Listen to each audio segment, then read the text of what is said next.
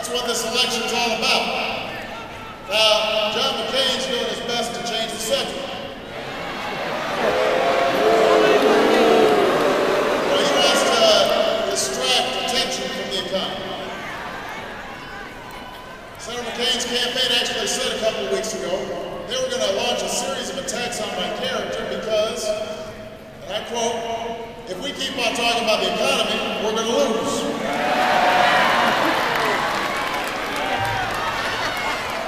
Now that's a promise that my opponent has kept. He's been on the attack. That's what you do when you're out of ideas, when you're out of touch, and you're running out of time.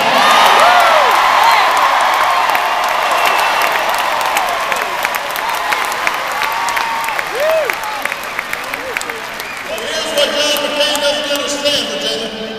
With the economy in turmoil, with the American dream at risk, the American people don't want to hear politicians attacking each other. You want to hear about how we're going to attack the challenges facing middle-class families.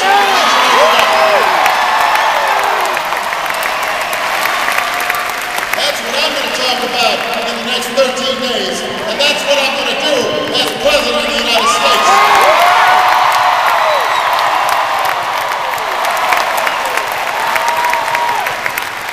Because I can take 2 more weeks of John McCain's attacks, but the American people can't take 4 more years of the same old thing.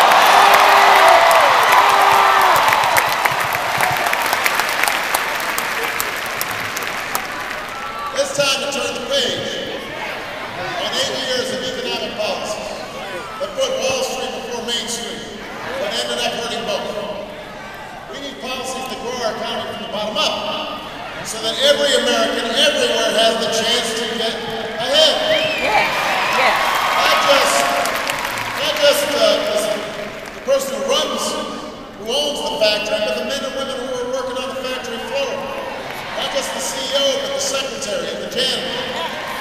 If we've learned anything from this economic crisis, is that we're all connected. We're all in this together. We'll rise and fall as one nation, as one people.